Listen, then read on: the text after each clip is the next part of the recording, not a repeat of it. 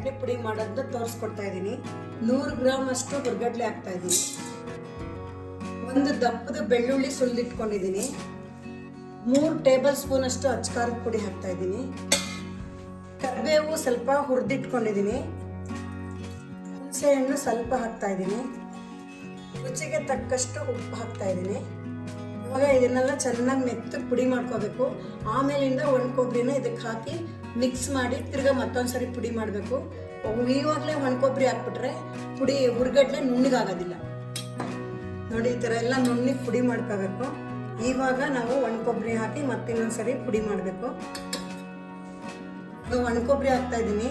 ಅರ್ಧ ಹೋಳಲ್ಲಿ ಅರ್ಧದಷ್ಟು ಒಣ ಕೊಬ್ಬರಿ ತುರಿದಿಟ್ಕೊಂಡು ಪುಡಿ ಮಾಡಿಟ್ಕೊಂಡಿದ್ದೀನಿ. ಇವಾಗ ಇನ್ನೊಂದ್ಸರಿ ಇದನ್ನ ಪುಡಿ ಮಾಡೋಣ.